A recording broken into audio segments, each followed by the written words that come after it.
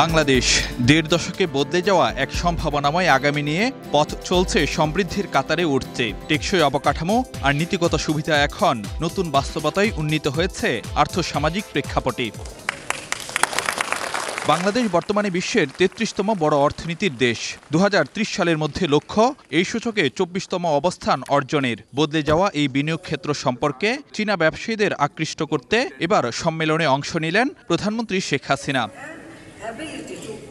মঙ্গলবার স্থানীয় সময় বেলা ১১টার পর বেজিংয়ের সাংগ্রিলা সার্কেলে আয়োজিত চীন বাংলাদেশ ব্যবসা ও বিনিয়োগ সংক্রান্ত সম্মেলনে যোগ দেন প্রধানমন্ত্রী। তথ্য উপাত্তে তুলে ধরা হয় বিনিয়োগ পরিস্থিতিতে কি করে দক্ষিণ এশিয়ার অন্যান্য দেশগুলোর চেয়ে আকর্ষণীয় গন্তব্য Bangladesh. Bangladesh as one of the most attractive investment destination in the world.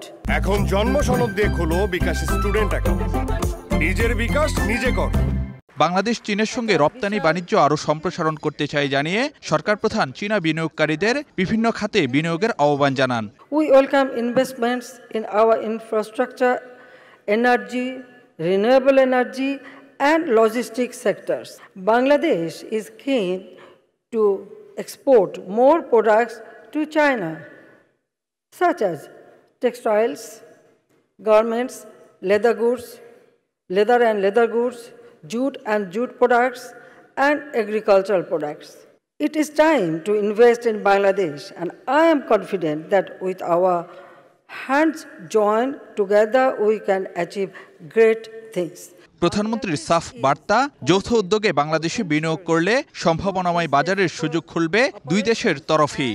To enhance business cooperation, we encourage the Chinese companies to form joint venture with Bangladeshi firms.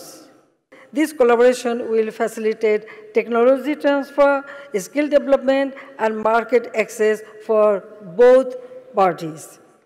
আমি একটু বাংলায় বলতে চাই, আমার সাথে অনেক বাঙালি ইনভেস্টর আছেন। আপনারা কিন্তু এখানে আপনাদের পার্টনার খুঁজে নিতে পারেন।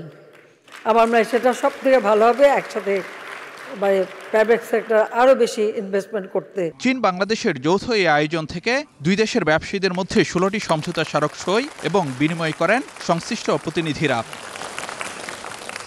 দ্রুত বদলাতে থাকা বিশ্ব কূটনীতির নতুন মেরুকরণে নেতৃত্বস্থানীয় চীনের সঙ্গে বাণিজ্যিক সম্পর্ক আরও দৃঢ় করার ক্ষেত্রে প্রধানমন্ত্রীর এবারের বেজিং সফর অত্যন্ত তাৎপর্যপূর্ণ বলছেন দুই দেশের ব্যবসায়ী নেতারা।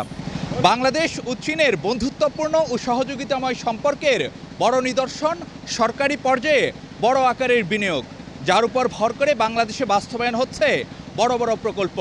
ঠিক একইভাবে বেসরকারি পর্যায়েও যৌথ উদ্যোগে বিনিয়োগের বড় সুযোগ রয়েছে, যার মাধ্যমে উপকৃত হতে পারে সব পক্ষই। বেজিংয়ে দুই দেশের ব্যবসায়ী বিনিয়োগকারীদের সামনে সম্ভাবনার সে চিত্রই এঁকে দিলেন সরকার প্রধান শেখ হাসিনা। ফারুক ভিয়া, রবিন, সময় সংবাদ, বেইজিং, চীন।